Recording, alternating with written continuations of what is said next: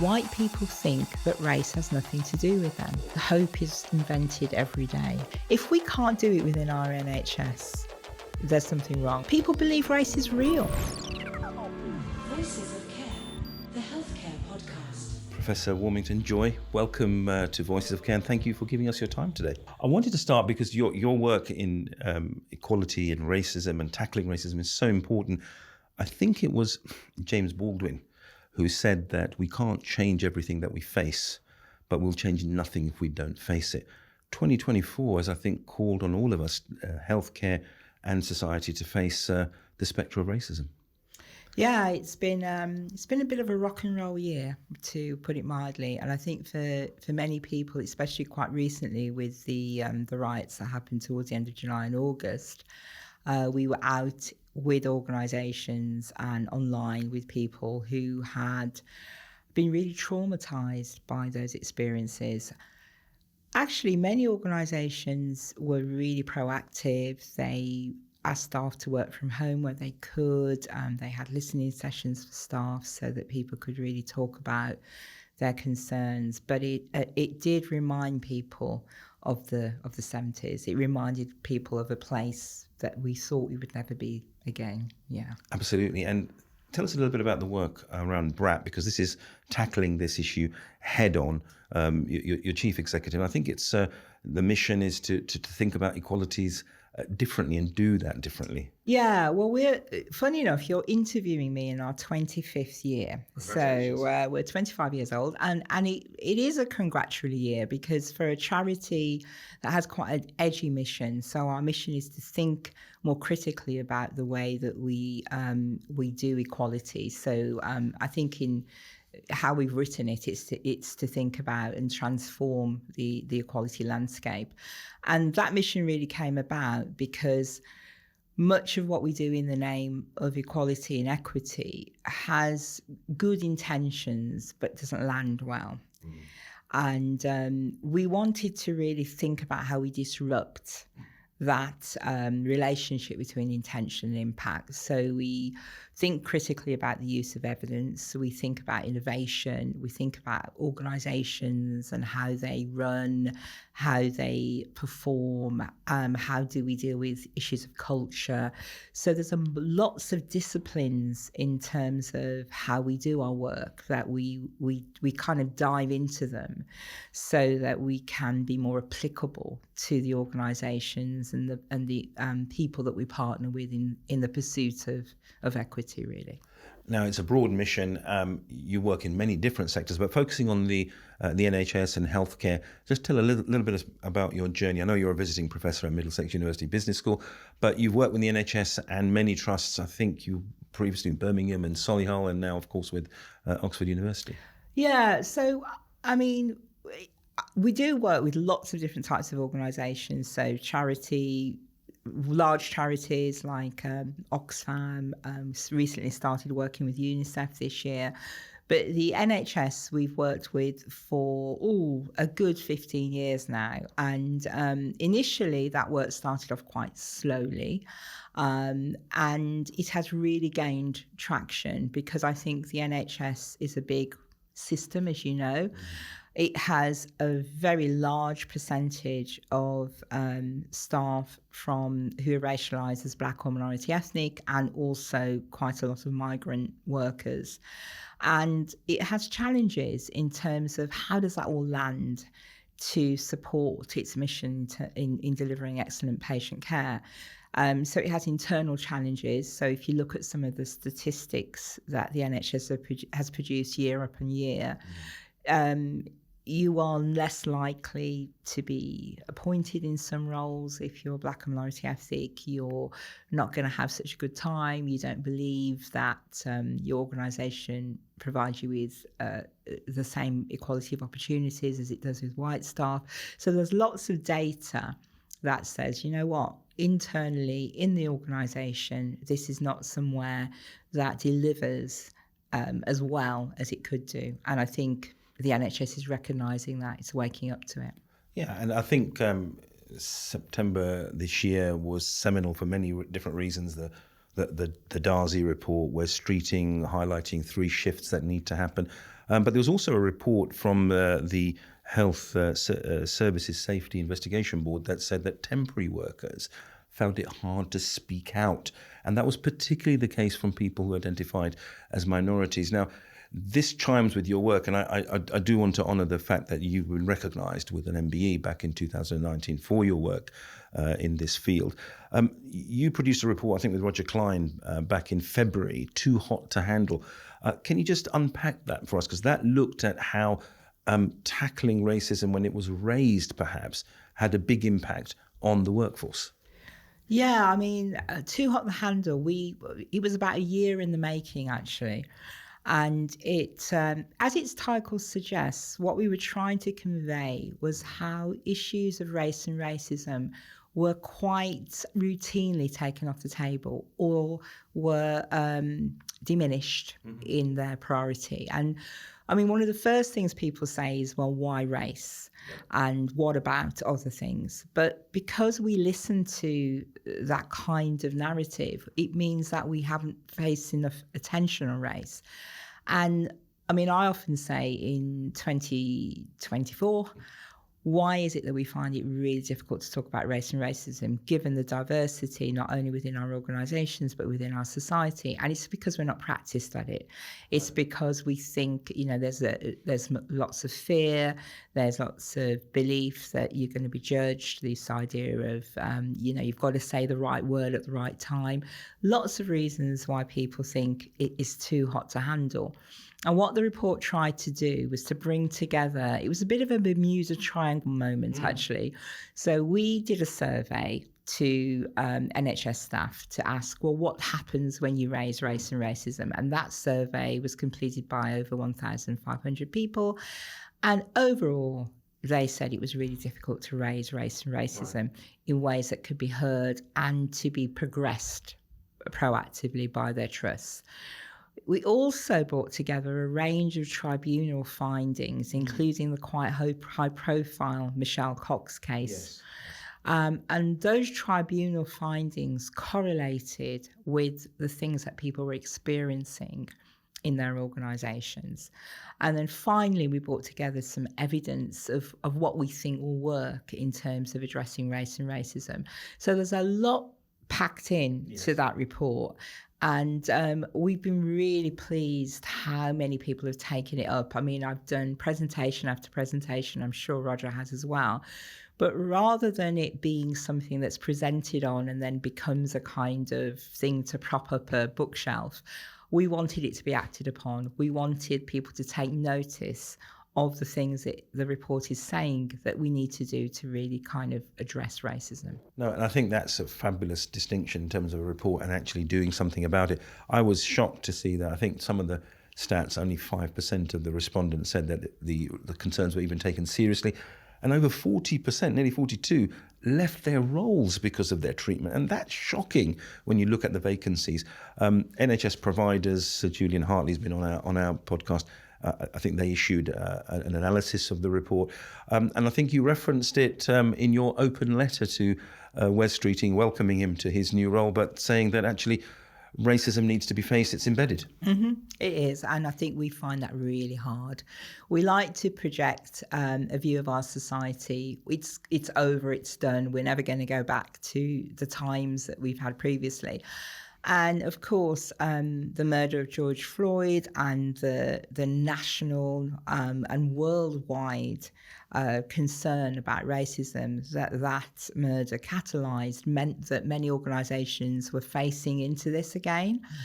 I also think, unfortunately, the riots that we've had recently in August, it serves as a reminder that what we're dealing with is not as below the surface as we think. We only have to scratch it a little bit and it pops out.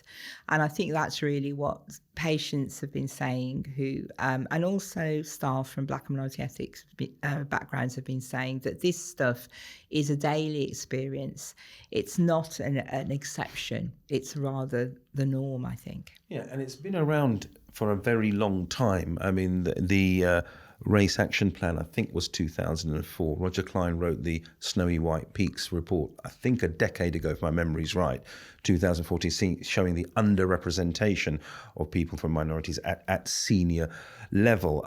Before we talk about solutions, because I think that's going to be really important, you've done some amazing work there, I just want to tarry for a moment at one cohort, if I may, the medical profession. I think over 40% are from black minority ethnic within the NHS, but are severely underrepresented. Now, why are we still here is name of a report I think you published back in 2022.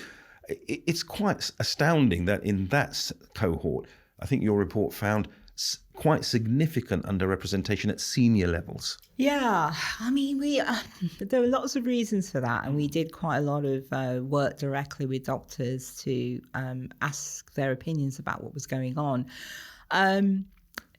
In a medical careers, they're quite complex, and there are certain what would you call them?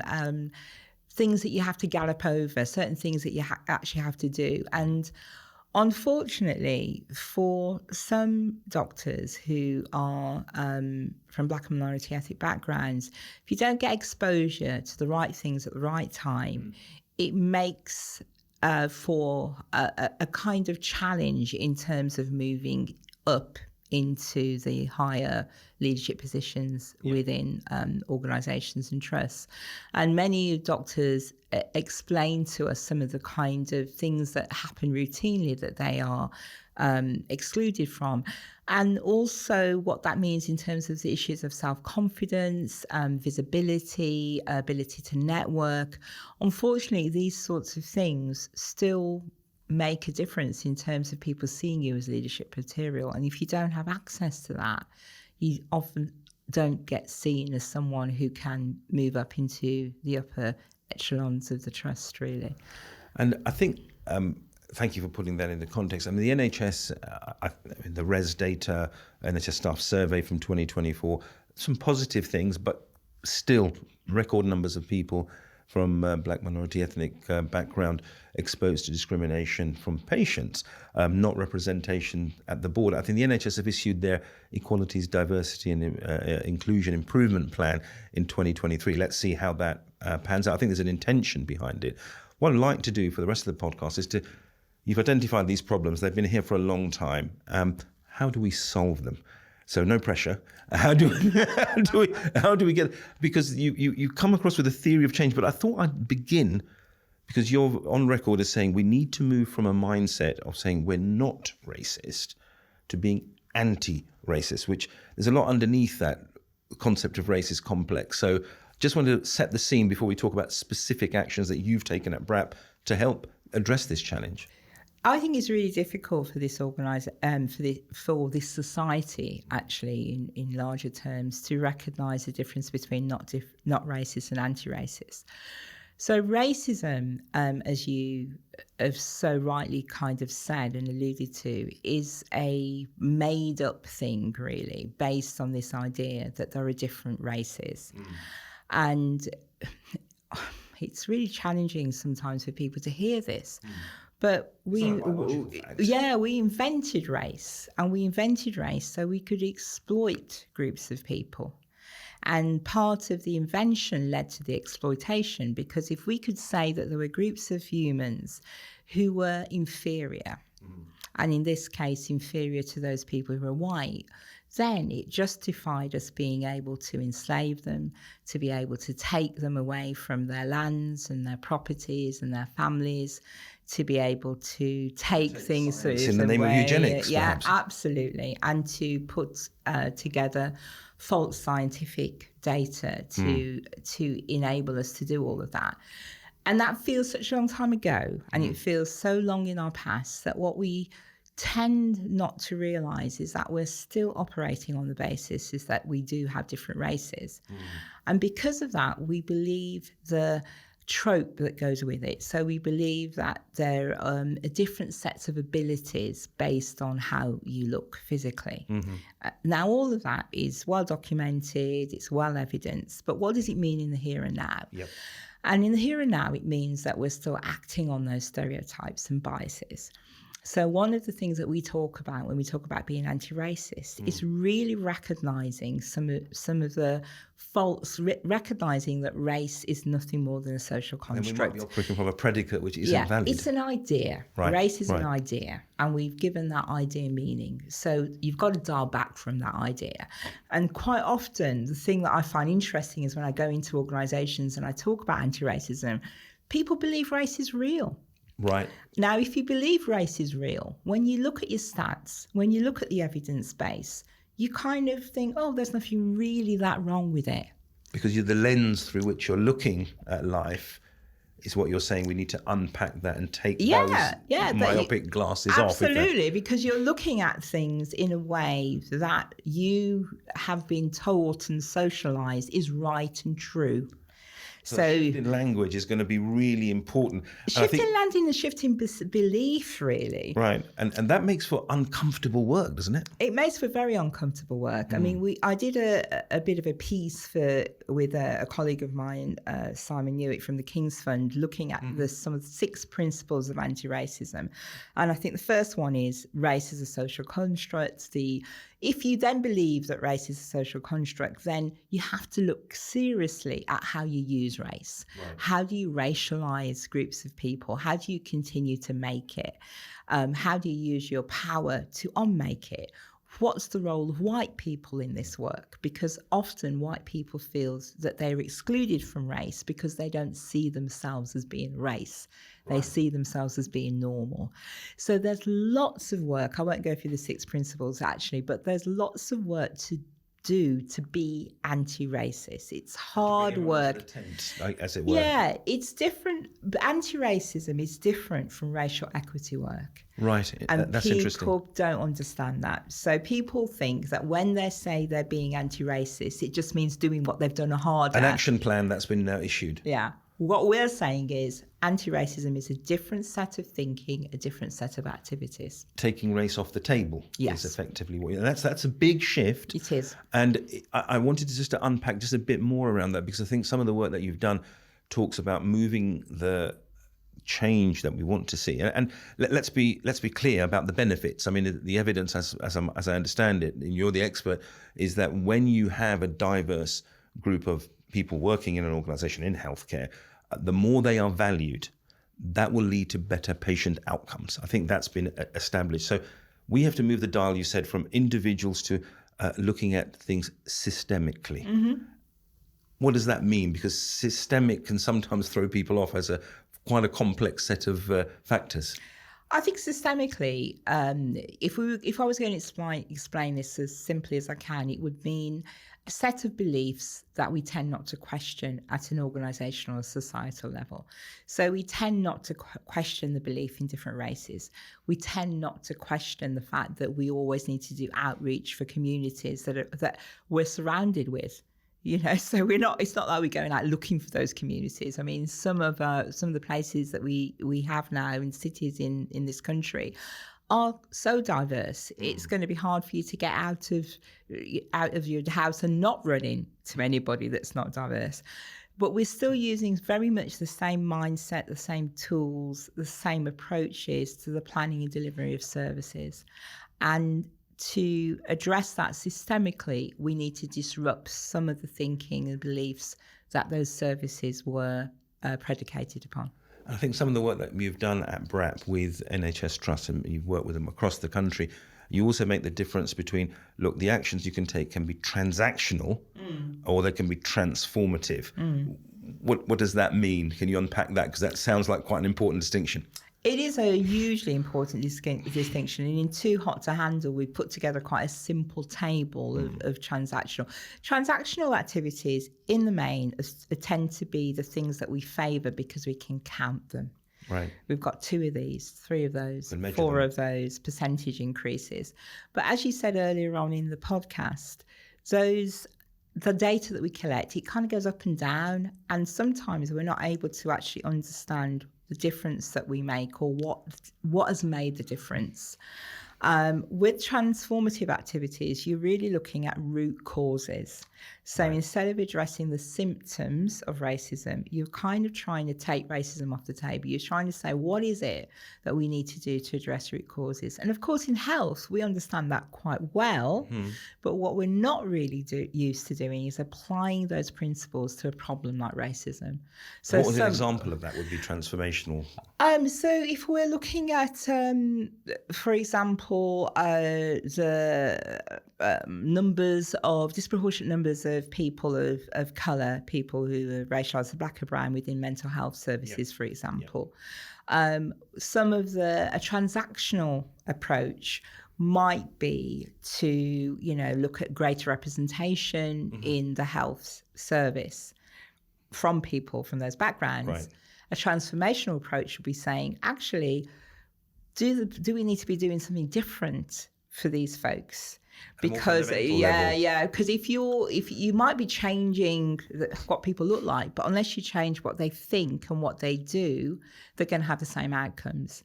So representation is not simply the answer. Representation is not simply the answer. So you can have somebody that looks the part that says the same old thing. Right. So in mental health, for example, if I was just to continue with that example, you'd kind of need a really different way of thinking of your psychological interventions. You'd need to recognize racism perhaps as a key ingredient of mental health well-being. So many times, because I'm also training to be a psychotherapist, so many times people have not been able to talk to anyone from a psychotherapeutic background about racism because it's not understood, it's not taught, it's not well. So there's lots of things that we do which try to address the symptoms, try to address what people currently experience without stopping the things that are causing those symptoms. And really that's the difference between transactional and transformational. No, thank you, because that's really important, as you say, that it's not a surface level, because all change in a positive way is to be applauded, but you're taking it at a deeper level. One final point, and it's quite a big one that's you've tackled before in your work, is that this change, whether it's language, whether it's the mindset, whether it's transactional or transformational, is going to require some courageous leadership. And I know that's work that you've done. I mean, what you're saying, I think if we can't be optimistic, we can be prisoners of hope, at least. Can you sort of explain how important that courageous, you've got to stand up for something, I think you've said before. Yeah, I was interested you started with a Baldwin quote, because another quote from him is, hope is invented every day. And I couldn't do this work if I wasn't hopeful. And we have been working with leaders of all backgrounds, but intentionally working with leaders who are white. And part of the reason we've been working with white leaders is that, as I said earlier, white people think that race has nothing to do with them because that's what they're socialized in believing. How can you lead an organization that is extremely diverse and complex if you don't think you've got the skills to lead the organisation because you've got a large percentage of people of colour? So we're dissuading people of that. And what we're saying is that good 21st leadership means you have to be able to talk about race. You need to be understanding of racism. You need to challenge race and racism, not just out there, but in yourself, because we're all socialised into this. And by all, I mean also people who are black or brown. It's really difficult to grow up in this country or even in the world without ingesting in some way ideas about race and racism. So we're doing lots of work, courageous, brave, difficult work with leaders so they understand this stuff, so they can be confident, they can be competent, so that they recognise this is a skill set, something they can understand and learn, and not something innate, because that's what we've got to get away from. We've got to get away from this idea that I know more about racism because I look a certain way. I might experience it, doesn't necessarily mean I have all the answers to it. Absolutely. So what you're saying, if you were to give some advice to leaders as we enter what's going to be a new NHS 10-year plan, etc., tackling this is going to be fundamental, as you said in your open letter. So I guess the leadership piece, or in fact, the advice to everybody, the journey begins with self. The journey begins with self. because no one can make you confident. You've got to be confident. You've got to do the work to understand why you're not confident. And you've got to do the work and the learning to try stuff out. It's the same. I mean, a colleague of mine uses this really good analogy of babies walking. And when a baby starts to walk, it falls down. And because a baby falls down, you don't say, oh, you fell down, or you can't walk anymore. I'll put you in the pushchair forever. And it's the same with race. It's complicated, it's complex, it's ever-changing. We're not going to get it right all the time. Even I don't get it right all the time. But you need to get up, you need to do it, because we've never been as diverse and we've never been as complex as a society. This is a kind of learning edge for everybody here. And it's exciting. So yeah, it's horrible, it's depressing, it's it's all of that stuff when you're on the receiving end of racism. And I don't mean to be ridiculing of those experiences. But what I do mean is there's some huge opportunity to apply leadership in a way that it's never been applied before. I mean, think about the kind of organisations we could create if what you came to work and experience was great, inclusive work, fantastic teamwork, where people addressed racism in themselves, where they challenged things so you didn't have to do it all the time, where you felt comfortable, authentic, all of those things. And safe enough to take risks. Yeah. I mean, it just not only makes for a great teamwork environment, but it also makes for much better patient care. So this is a fantastic opportunity, but you can't address it through a toolkit. You can't address it by listening to a podcast, even though it might be really good. But you need to address it by doing the work and by continuing to do the work. It's a very exciting vision. I think your mission at BRAP is to have a more equitable society, confident in its diversity. So you seem to be brimming with that despite the challenges. This is an opportunity. You can't... people are so wonderful in all of their guises. It's just really unfortunate that we don't remember how we can create some of that opportunity if we become better than ourselves, really. And I think this is the opportunity that we have to be the thing. And the NHS, I mean, think about the mission of the NHS. If we can't do it within our NHS, there's something wrong. We really have to think about how we create these organisations and how we create places where people and patients can be served to the best of our abilities. On that very, very hopeful and inspiring note, Professor Joy Warmington, thank you very much for your time. Thank you very much. It's been a pleasure. If you've enjoyed this episode of Voices of Care, please like, follow, or subscribe wherever you receive your podcasts. And if you want to learn more about how we're turning the dial on health and social care debate, please visit newcrosshealthcare.com/Voices of Care. In the meantime, I'm Suhail Mirza. Thank you very much for joining us today, and I look forward to seeing you on the next episode. Voices of Care, the Healthcare Podcast.